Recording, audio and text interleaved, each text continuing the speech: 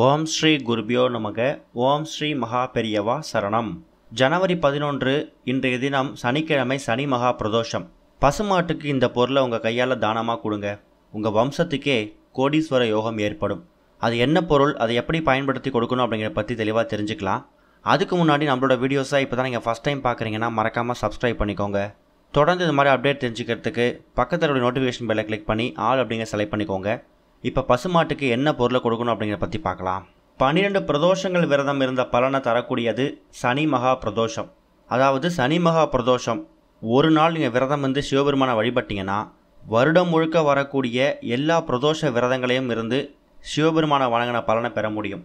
இந்த சனி மகா பிரதோஷத்தன்னைக்கு நாம் விரதம் வந்து வழிபாடு செஞ்சால் கண்டிப்பான முறையில் சனி பகவானோட தாக்கத்துலேருந்து நம்மளால் வெளியில் வர முடியும். சனி பகவான் யார் அப்படின்னு கேட்டிங்கன்னா, நம்மோட கர்ம வினைகள் அடிப்படையில் நமக்கு தண்டனைகளை தரக்கூடியவர். அதுக்கேற்ற மாதிரி நமக்கு பலவிதமான கஷ்டங்களையும் தோஷங்களையும் அவர் கொடுப்பார். இது எல்லாருக்குமே தெரிஞ்ச விஷயந்தான். அப்படி சனி கிரக தோஷத்தால் ஏற்படக்கூடிய தோஷ பாதிப்புகளையும் கஷ்டங்களையும் நீக்குவதற்கு சனி மகா பிரதோஷத்தன்னைக்கு நாம் சிவபெருமான கட்டாயம் வழிபாடு செய்யணும். பிரதோஷத்தன்னைக்கு வீட்டில் சிவபெருமானை வணங்குறது மட்டும் இல்லாமல் சிவாலயத்துக்கு போயிட்டு பிரதோஷ நேரத்தில் சிவபெருமானை வழிபாடு செய்யணும். அப்படி வழிபாடு செஞ்சோன்னா அந்த பிரதோஷ வேலை அப்படின்னு சொல்லக்கூடிய மாலை 4:30 மணிலேருந்து 6 மணி இந்த நேரத்தில் கோவிலுக்கு வரக்கூடிய எல்லா விதமான தெய்வங்களோட தேவர்களோட அருளையும் நம்ம ஒரு சேர பெற முடியும். அதுலேயும் குறிப்பாக சனி பகவானோட அருள் நமக்கு கிடைக்கும். சனி கொடுக்க யார் தடுப்பார் அப்படிங்கிறது ஒரு பழமொழியே இருக்குது. அவர் எந்த அளவுக்கு நமக்கு கஷ்டங்களை கொடுக்குறாரோ அதே அளவுக்கு போகும்போது, அதாவது நம்மக்கிட்ட இருந்து வேறு ராசிக்கு அது இடப்பெயர்ச்சி ஆகும்போது எக்கச்சக்கமாக நல்ல விஷயங்களை நம்ம கொடுத்துட்டு தான் அவர் போவார். இருந்தாலும் நம்மளால் தாங்கிக்க முடியாத கஷ்டங்களை அவர் கொடுப்பார் அப்படிங்கிறத நம்ம கவனத்தில் வச்சுக்கணும். நம்மோட கர்ம வினைகள் நீங்கி சிறப்பான நல்ல வாழ்க்கையை வாழணும்னு நினைக்கிறவங்களுக்கு சிவபெருமான் வழிபாடு கட்டாயம். சிவபெருமானை வழிபடுறதுக்கு உகந்த நாளாக கருதப்படக்கூடியது பிரதோஷம். ஒரு மாதத்தில் 2 பிரதோஷம் வரும். அதாவது துவாதசி முடிஞ்சு அதுக்கு அடுத்ததாக வரக்கூடிய திரியோதசி திதி இருக்குல்ல, அதுதான் பிரதோஷம். இன்றைக்கு ஜனவரி 11 காலை 8 மணிக்கெல்லாமே திரியோதசி திதி ஆரம்பிச்சிடுச்சு. இன்னைக்கு நாள் முழுக்க உங்களுக்கு பிரதோஷ தினம்தான். பிரதோஷம் வரக்கூடிய கிழமையை பொறுத்து அதோட பலன் அப்படிங்கிறது மாறுபடும்.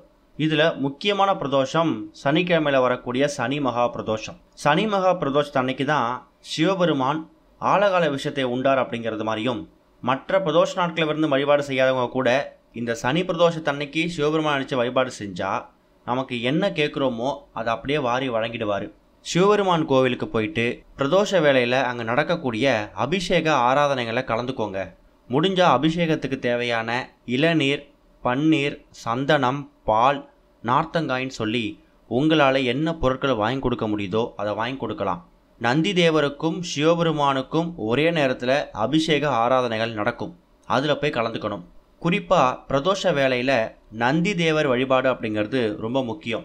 பிரதோஷ வேளையில் நந்தி தேவர்கிட்ட நாம் என்ன கோரிக்கை வைக்கிறோமோ அந்த கோரிக்கையை நந்தி தேவர் சிவபெருமான்கிட்ட கொண்டு போய் சேர்ப்பாராம். சிவபெருமான் நந்தி தேவர் சொன்ன விஷயங்களை கேட்டுட்டு நமக்கு தேவையான விஷயங்களை நமக்கு நிவர்த்தி பண்ணி கொடுப்பாராம். அதுதான் இந்த பிரதோஷ வழிபாட்டுக்கான முக்கியமான நோக்கமே. இதுக்காக தான் நிறைய பேர் பிரதோஷ வேளையில் நந்தி காதில் போயிட்டு அவங்களோட நிறைவேறாத நீண்ட நாள் விஷயங்களை காதில் சொல்லிட்டு வருவாங்க. அந்த அளவுக்கு இந்த நந்தி தேவருக்கு பிரதோஷ வேளையில் முக்கியத்துவம் கொடுக்குறோம். இந்த மாதிரி சூழ்நிலையில் நந்தி தேவர் யார்? பசுமாடு. பசுமாட்டுக்கு பிரதோஷ தினத்தன்னைக்கு நீங்கள் என்னென்ன பொருட்கள் தானமாக கொடுக்குறீங்களோ கொடுக்கக்கூடிய பொருட்களுக்கு ஏற்றவாறு உங்களுக்கு பலன் கிடைக்கும். நிறைய பேர் பசுமாட்டுக்கும் இல்லை பசுமாடை வைத்திருக்கவங்களுக்கு வஸ்திர தானம் பண்ணுவாங்க. அப்படி பண்ணுறது மூலயமா தீராத நோய்கள் தீரும்.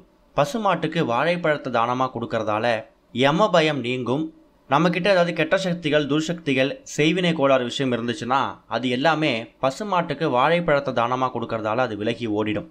அடுத்ததாக இப்போ நாம் ஒரு முக்கியமான பொருள் ஒன்று கொடுக்கணும். அது என்ன பொருள் அப்படின்னா எள்ளு புண்ணாக்கு. இந்த எள்ளு புண்ணாக்கு எல்லா மளிகை கடைகள்லையும் இல்லை பலசரக்கு கடைகளில் இது கிடைக்கும்.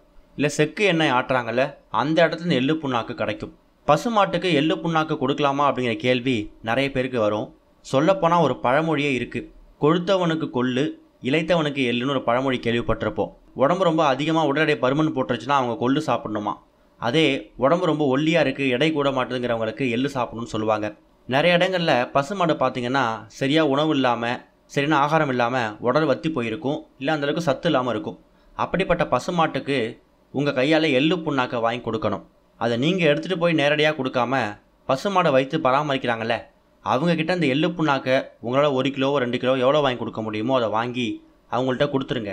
பசுமாடை வைத்திருக்கிறவங்க அந்த பசுமாட்டுக்கு உணவு கொடுக்கும்போது அது கூட சரியான விகித அளவில் இந்த எள்ளு புண்ணாக்கை கலந்து கொடுப்பாங்க.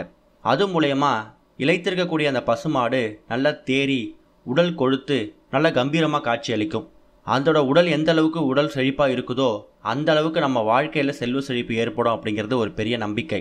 நிறைய பேருக்கு இந்த விஷயம் தெரிஞ்சிருக்கலாம், சில பேருக்கு தெரியாமல் கூட இருக்கலாம். எள்ளு புண்ணாக்கு எவ்வளவு அளவு கொடுக்குறோம் அப்படிங்கிறது முக்கியம். அதனால தான் நீங்கள் பசுமாட்டுக்கு நேரடியாக கொடுக்காம பசுமாட்டை வைத்திருக்கவங்கள்ட்ட எள்ளு புண்ணாக்கை கொடுத்தீங்கன்னா அவங்க சரியான அளவை அந்த பசுமாட்டுக்கு கொடுத்துருவாங்க. எள்ளு புண்ணாக்கோட விலை ரொம்ப கம்மி தான். நீங்கள் 1 மூட்டை 2 மூட்டை வாங்கி கொடுக்கலாம் கட்டாயம் இல்லை. 2 கிலோவோ 3 கிலோவோ இல்லை 1 கிலோ தான் முடியுமா, பரவாயில்ல வாங்கி கொடுங்க. ரொம்ப எளிமையான பரிகாரம் அது. அது மூலயமா சிவபெருமானோட அருளையும் நந்தி தேவரோட அருளையும் நீங்கள் ஒரு சேர பெற முடியும். இவங்க 2 பேரோட அருள் உங்களுக்கு பிரதோஷ வேளையில் கிடச்சிட்டாலே உங்களுக்கு வாழ்க்கையில் நல்லது மட்டுமே நடக்கும். ஜனவரி 11ஆம் தேதி இன்றைய தினம் வந்திருக்கக்கூடிய இந்த சனி பிரதோஷம் இருக்குல்ல, இது வருடத்தில் வரக்கூடிய முதல் பிரதோஷம். இந்த 2025ஆம் வருஷத்தில் புது வருடத்தில் வரக்கூடிய முதல் பிரதோஷம், அதுவும் சனி பிரதோஷம். இந்த மாதத்தில் இதுக்கப்புறமா வரக்கூடியது சனி பிரதோஷம் கிடையாது. ஜனவரி மாதத்தில் அதுவும் மார்கழி முடியறதுக்குள்ளேயே உங்களுக்கு சனி பிரதோஷம் வந்திருக்கிறது ரொம்ப ரொம்ப விசேஷமான ஒரு நாள். இந்த ஒரு நாளில் உங்களோட செல்வ செழிப்பையும் பொருளாதாரத்தையும் முன்னேற்றத்துக்காக நீங்கள் என்ன விஷயங்கள் செஞ்சாலும் அதுக்கு நிச்சயம் பலன் கிடைக்கும்.